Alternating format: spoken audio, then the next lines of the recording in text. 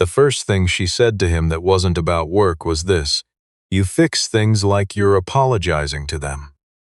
He didn't know what to say to that. He wiped his hands on the rag he kept tucked in his back pocket and looked at the compressor housing he'd just finished reassembling, and then he looked at her, and he said, "Maybe I am." Her name was Claire Whitmore. She was 34, junior project coordinator for Halverton Industrial Group, and she had been standing in the doorway of the maintenance bay for about 6 minutes before she said anything. He had not noticed her at first. He noticed most things, but he had been focused, and focus for him was a kind of disappearing. His name was Owen Gable. He was 41 years old. He had been a mechanical engineer for 15 years, the last 9 of them at the Halverton facility in Dayton, Ohio. He was not management. He had never wanted to be. He fixed things: compressors, hydraulic lines, conveyor systems, electrical faults that the younger technicians couldn't trace, and he fixed them well, and that was the whole of what he asked from the job. He had a daughter named Blythe. She was 7. She had her mother's eyes, and her mother's habit of tilting her head slightly to the left when she was thinking hard about something. Her mother, Nadia, had died 3 years ago in February, a Tuesday, the kind of cold day where the sky goes white and stays white, and there's no telling where it ends. Owen had been at work. He had not made it to the hospital in time. He did not talk about that. He talked about Blythe instead, to anyone who asked.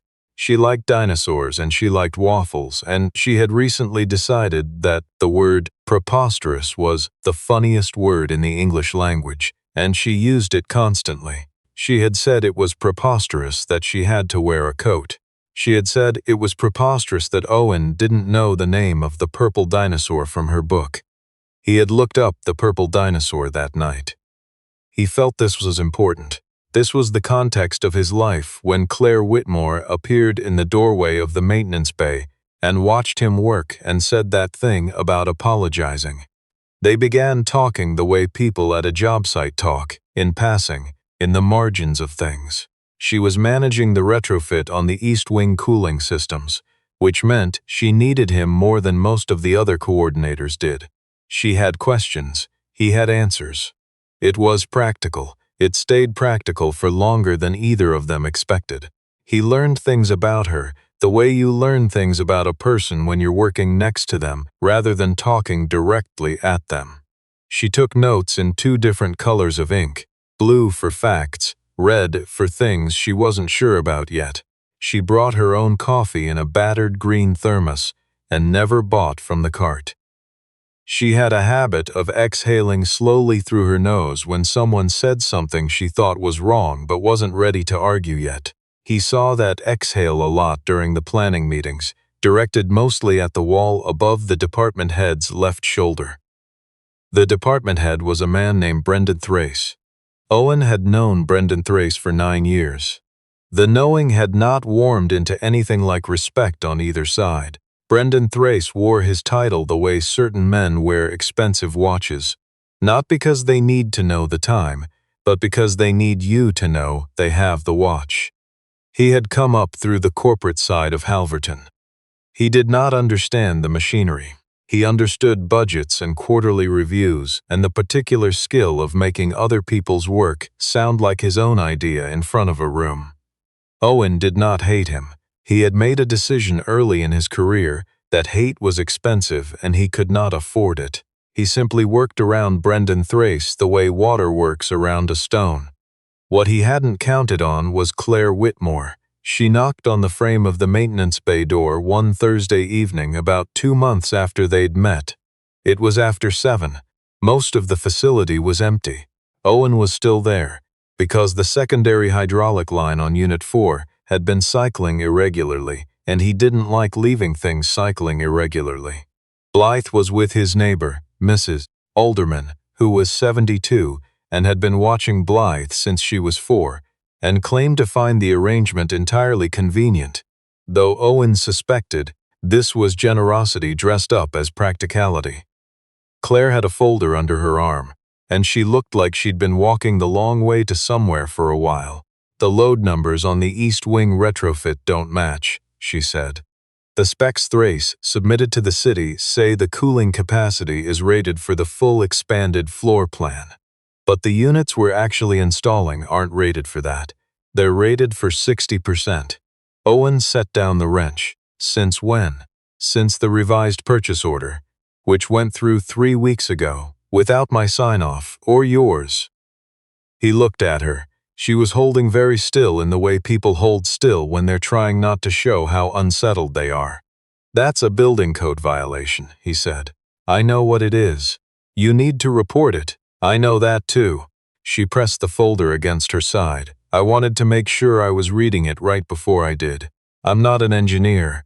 You're reading it right. She nodded.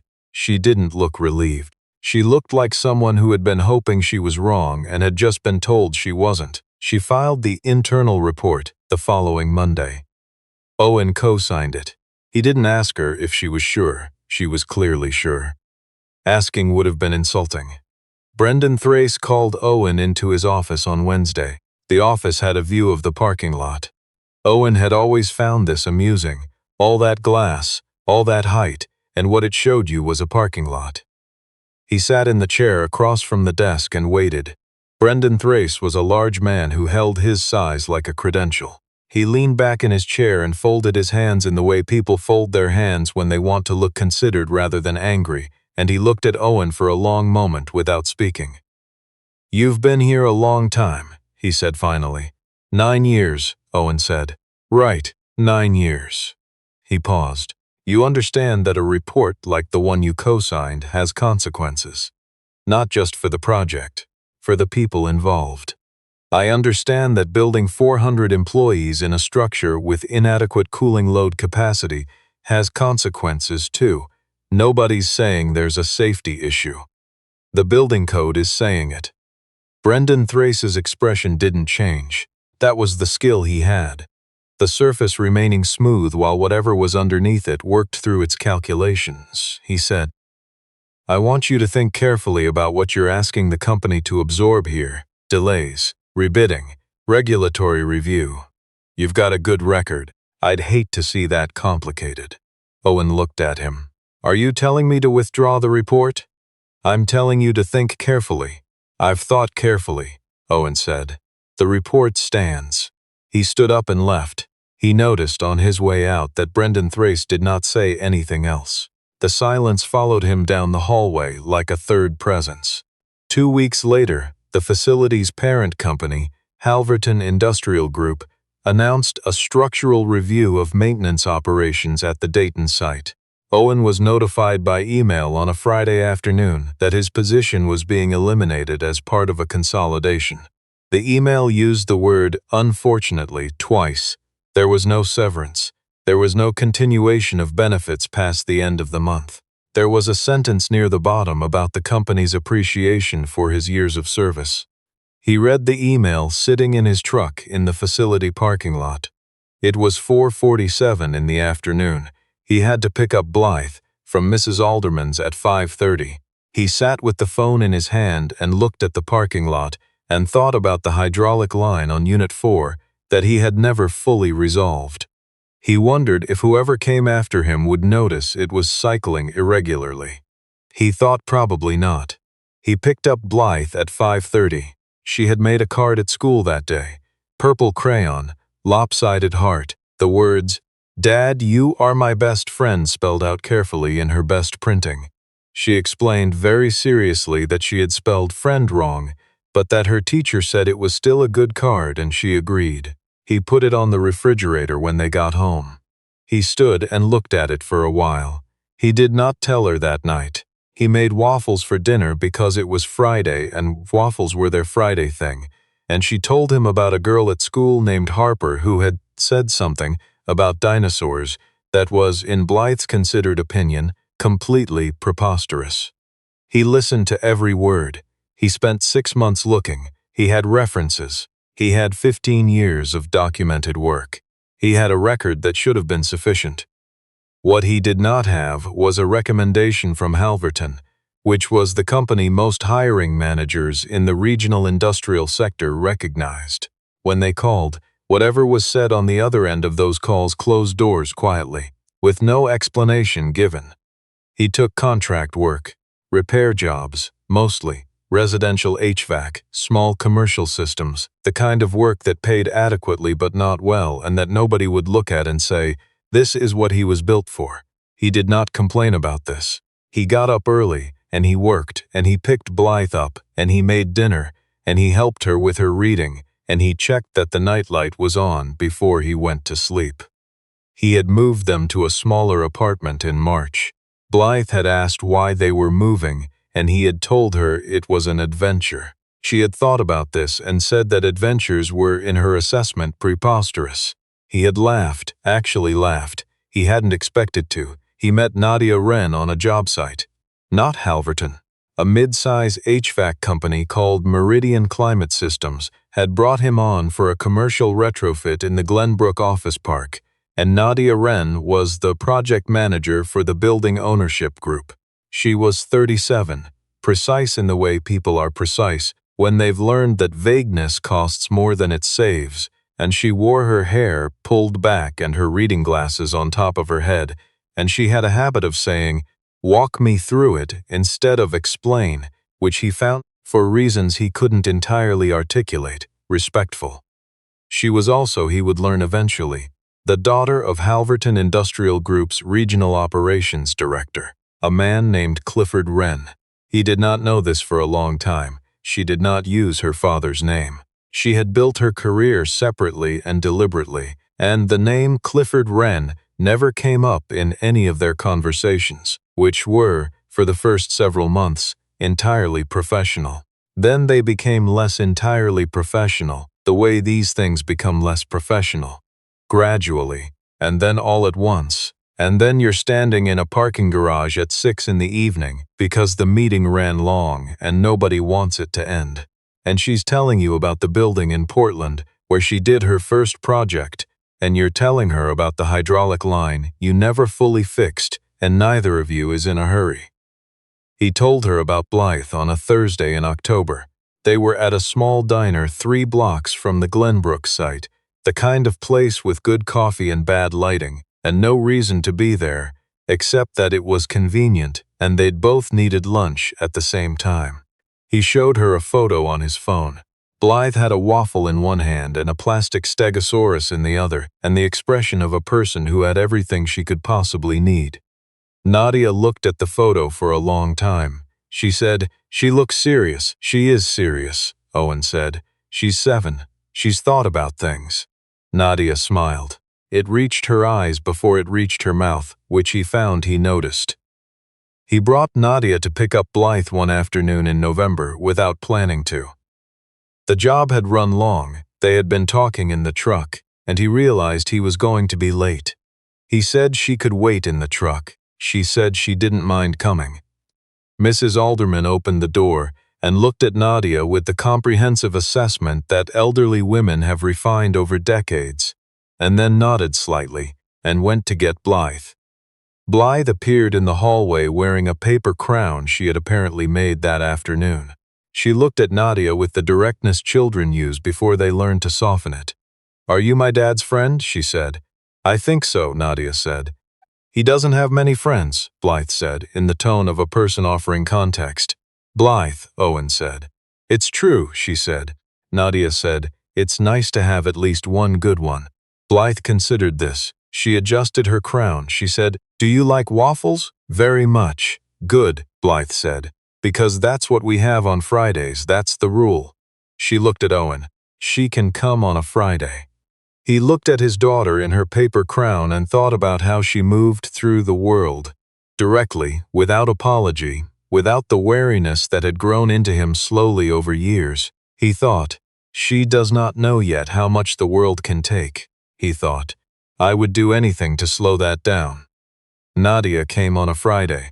She and Blythe argued cheerfully about whether blueberries or strawberries were the correct waffle topping.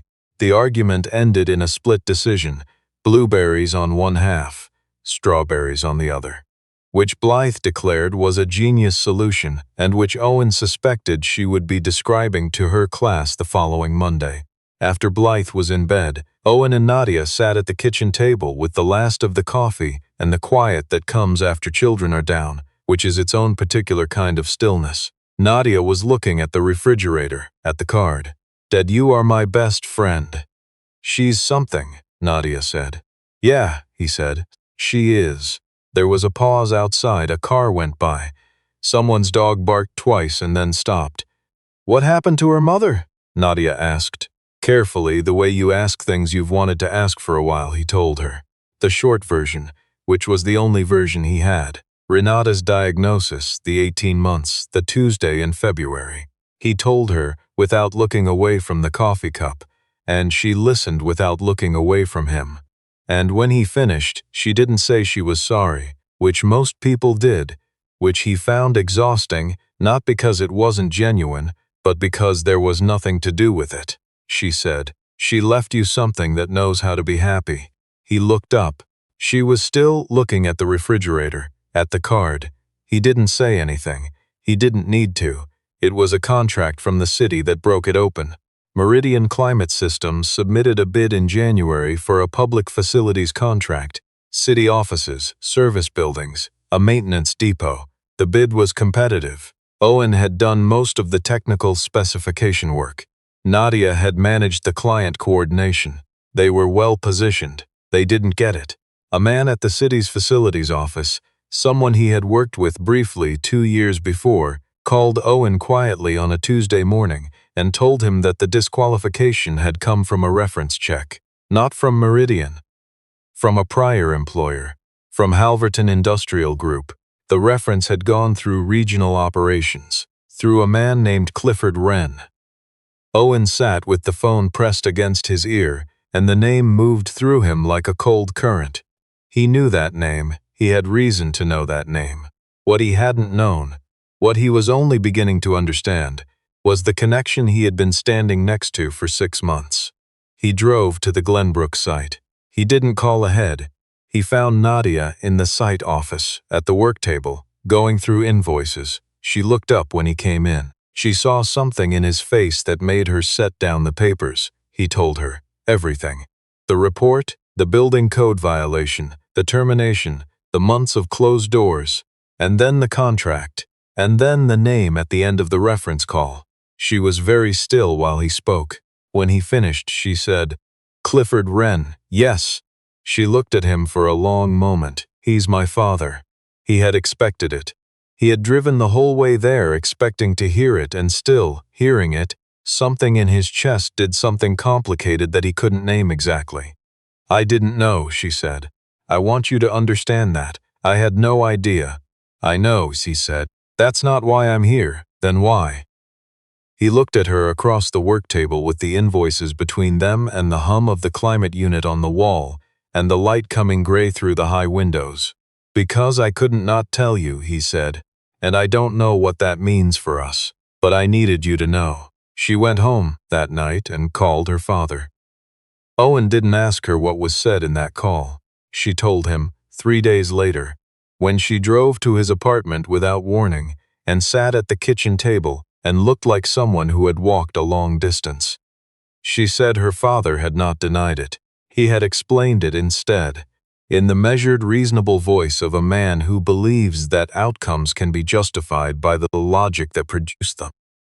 He had said the report Owen filed had cost the company $700,000 in rebidding and delays. He had said that Owen should have understood that some things in a company the size of Halverton needed to move forward without friction. He had said, in a different tone, that he had not expected his daughter to be involved. She had told him that she was involved. She was very involved, and she had asked him to stop. He had told her the thing was already done, and stopping it now would require explanations that would cost more than they resolved. She looked at Owen across the kitchen table and said, "He believes he did the reasonable thing. I think that's the part I can't get past. He actually believes it." Owen was quiet for a moment. From down the hall came the sound of Blythe talking in her sleep, which she did sometimes, small urgent words that he could never quite hear. "What are you going to do?" he asked. "I've already done it." She put an envelope on the table. That's a formal complaint to the State Contractor Licensing Board. Halverton's license is up for renewal in April. A documented record of retaliatory references following an internal building code report is relevant to that process. He looked at the envelope. He looked at her. That will go badly for him, he said. Yes, he'll know it came from you. Yes, she said again, he'll know. Clifford Wren did not respond quietly. There was a period of some months that Owen would not look back on with any fondness. Communications through lawyers, a counterstatement from Halverton's PR office, a review process that moved slowly and consumed things the way slow processes consume them. Time, attention, the energy required for ordinary life. Nadia maintained the complaint. She showed up to the review. She presented documentation. She was precise in the way she was always precise. And when the review board asked questions, she answered them directly, and without embellishment, and without looking at her father, who sat across the room in a suit that cost more than Owen's monthly rent, and looked at a space slightly above her head. The board found in spring. Halverton's license renewal was conditioned on a mandatory third-party compliance audit, the result of a pattern of internal reporting violations. Brendan Thrace resigned from his position at the Dayton facility. The facility released a formal statement about its commitment to regulatory compliance, the language of which was so carefully constructed that it said everything and nothing simultaneously. Owen recognized this as the corporate version of an apology, which is not an apology at all, and he received it as such. What he did not expect was the letter. It came in June, on company letterhead from Clifford Wren personally. It acknowledged the events at the Dayton facility. It acknowledged the impact on Owen's employment. It used the word regret 4 times and the word sorry not at all. At the bottom, it offered reinstatement at the Halverton facility in Dayton, at his previous title with a 15% salary adjustment, effective upon his acceptance. He read the letter at the kitchen table. Blythe was doing something with paper clips at the other end of the table, constructing something whose purpose was not clear, but whose construction required her complete attention. She had recently lost one of her front teeth, and the gap gave her smile a lopsided quality that Owen found, privately, devastating in the way good things are sometimes devastating. He read the letter twice. He set it down. "What's that?" Blythe said without looking up from the paper clips. "A letter from someone. What do they want?" "They want to give me my old job back." She looked up now, considering. "Is it a good job?" "It was," he said. "It was a good job. Do you want to go back?" He thought about Brendan Thrace's office and the view of the parking lot. He thought about the hydraulic line on Unit 4 that he had never fully resolved. He thought about the email he'd received on a Friday afternoon with "unfortunately" in it twice. "No," he said. "I don't think I do." She nodded, as if this confirmed something she had already worked out. "Good," she said, "because Mrs. Alderman says moving is preposterous." He looked at his daughter. He thought, not for the first time, that she was going to be fine. He thought, she is already fine. Whatever the world eventually teaches her, she is already ahead of it. He wrote back to Clifford Wren, not through a lawyer. A 1-page letter, on plain paper, not company letterhead, because he had no company letterhead. He thanked Clifford Wren for the offer. He declined it. He said that he had work he was proud of and that the work was enough, and that he did not need Halverton Industrial Group to tell him what he was worth. He signed it with his full name. He did not send a copy to anyone. He did not post it anywhere. He mailed it on a Wednesday morning on the way to a job. He told Nadia about the letter on a Sunday afternoon in August. They were in the park, the one with the old bandstand and the pond, where the geese were unreasonably aggressive in the spring, but had calmed into something nearly dignified by summer. Blythe was 20 feet away with a kite that she was flying with the total concentration she brought to everything. The kite was red. It was doing well. He told her about the letter and his response, and she listened and looked at the kite. When he finished, she said, "Are you angry?" He thought about it honestly. He had gotten better at doing that, thinking about things honestly rather than efficiently. I was, he said. I was angry for a long time. I'm not sure I'm done being angry exactly, but I'm not carrying it the same way. What changed? He watched Blythe let out more string. The kite climbed. She tilted her head slightly to the left, the way she always did when she was concentrating, the way her mother had, and she made a small adjustment to the angle, and the kite stabilized. I didn't want her to see me bent by it, he said. That's the honest answer. I didn't want the thing he did to me to be the thing she grew up watching me carry. Nadia was quiet for a while. She had her own relationship with her father now, which was being rebuilt slowly and with difficulty, and she did not pretend otherwise. She had told Owen she didn't know what it would become. He had told her she didn't have to know yet.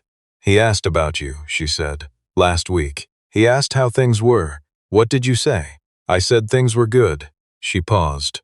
They are, aren't they? He looked at his daughter with her red kite in the afternoon light, the kind of afternoon that will sit in your memory with perfect clarity, long after you can't remember what was happening on either side of it. Yeah, he said. They are. The kite rose and found the wind and held there, steady above the pond and the geese and the old bandstand. And Blythe looked up at it with her gap-toothed smile and her paper-crowned confidence and everything she hadn't yet lost, and Owen watched her and thought, This is what I was protecting. This is what it was for. He had not fixed everything. Some things, he had learned, are not the kind that can be fixed, but he had kept the important machinery running, the daily kind, the small mechanisms that hold a life in place, and he had passed that on to someone who would carry it forward. That was enough. That was, he thought, quite a lot.